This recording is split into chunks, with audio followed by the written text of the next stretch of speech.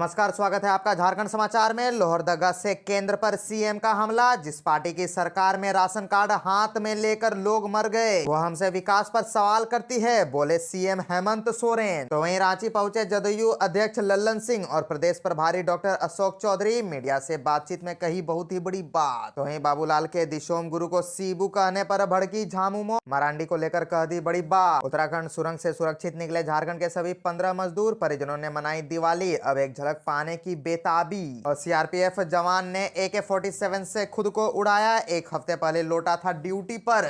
तो अब तक की सभी बड़ी खबरों पे बात करने से पहले आपसे छोटी सी अनुरोध है कि कृपया वीडियो को एक प्यारा सा लाइक अवश्य कर दीजिएगा, क्योंकि आपका एक लाइक करना ही हमारे मेहनत का फल होता है। तो शुरुआत करते हैं आज की पहली और बड़ी खबर से। इस वक्त की बड़ी खबर झारखंड से आ रही है, जहां लोहरदगा से केंद्र पर सीएम हेमंत सोरेन का हमला। सीएम हेमंत सोरेन का बड़ा बयान सामने आया। उन्होंने कहा कि जिस पार्टी की सरकार में राशन कार्ड हाथ में लेकर लोग मर गए, वो हमसे विकास पर सवाल करती है। दरअसल लोहरदगा में चीरी में आयोजित आपकी योजना आपकी सरकार आपके द्वार कार्यक्रम से सीएम हेमंत सोरेन ने विपक्ष पर निशाना साधा। उन्होंने न केवल केंद्र सरकार को आड़े हाथों लिया, बल्कि राज्य में विपक्ष में बैठी भाजपा को भी जमकर कोसा। अपने संबोधन में उन्होंने कहा कि यह सरकार आपके द्वार कार्यक्रम का तीसरा चरण है। पहले 2 चरणों में लगभग 1 करोड़ लोगों की शिकायत सरकार तक पहुंची। लोगों की समस्या की इतनी बड़ी संख्या सवाल ये खड़े करती है। उन्होंने कहा कि लोगों की समस्याएं सरकार तक इसीलिए पहुंच रही थी क्योंकि पूर्व की सरकारों ने काम ही नहीं किया। उन्होंने कहा कि जब वह सरकार खुद काम नहीं कर रही थी तो उनके अधिकारी या पदाधिकारी कैसे काम करते। उन्होंने पूर्व की भाजपा सरकार पर निशाना साधते हुए कहा कि तब की सरकार अपने लिए अधिकारियों से काम लेती थी, जनता के लिए नहीं। उन्होंने मंच से जनता को संबोधित करते हुए कहा कि आज आपकी किसी भी योजना के लिए आवेदन दे और अगर आपके आवेदन पर विचार नहीं होता तो अधिकारी सीधा सस्पेंड होगा। उन्होंने कहा कि जब सरकार के पास शिकायत आने लगी तो हमने यह जानने की कोशिश की कि किस तरह शिकायत सबसे अधिक है। जांच में हमने पाया कि पेंशन से संबंधित शिकायत सर्वाधिक है।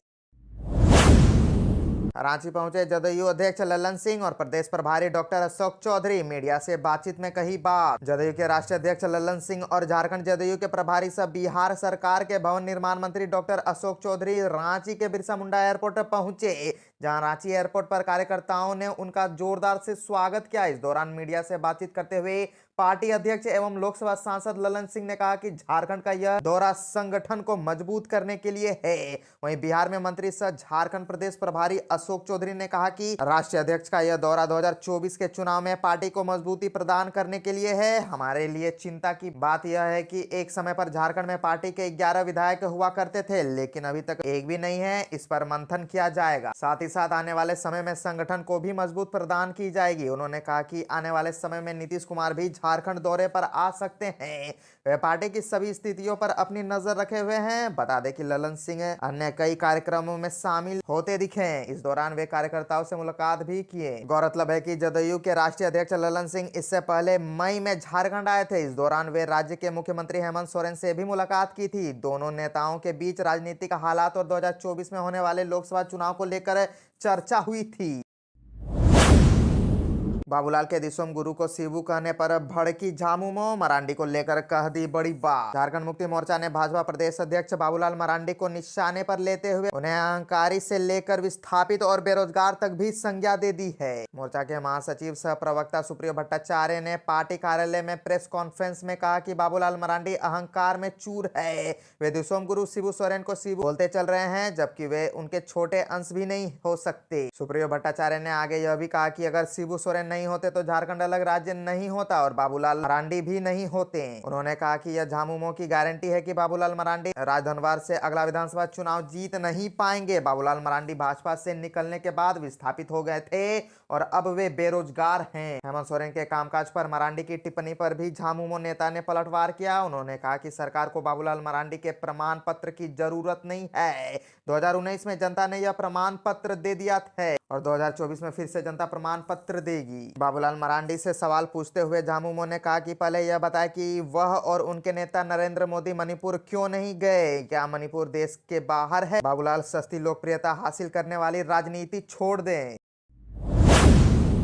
सीआरपीएफ जवान ने AK-47 से खुद को उड़ाया। एक हफ्ते पहले लौटा था ड्यूटी पर। हिमाचल प्रदेश के रहने वाले जवान संजय कुमार एक हफ्ते पहले ही 15 दिनों की छुट्टी से वापस ड्यूटी पर लौटे थे। 20 नवंबर को उन्होंने गुमला जिला के सीलम स्थित सीआरपीएफ 218 बटालियन के कैंप में ड्यूटी ज्वाइन की थी। जवान की आत्महत्या से इलाके में हड़कंप मच गया। दरअसल झारखंड के गुमला जिले से सनसनीखेज वारदात सामने आई है। यहाँ एक सीआरपीएफ जवान ने ड्यूटी के दौरान गोली मारकर सुसाइड कर ली। मृतक जवान हिमाचल प्रदेश का रहने वाला था। वह 15 दिन की छुट्टियां से वापस ड्यूटी पर लौटा था। जवान ने अपनी AK-47 राइफल से गोली मारी थी। मौके पर पहुंचे अधिकारियों ने मृतक जवान के शव को पोस्टमार्टम के लिए भेजा है। गोली मारकर सुसाइड करने वाला सीआरपीएफ जवान संजय कुमार हिमाचल प्रदेश का रहने वाला था।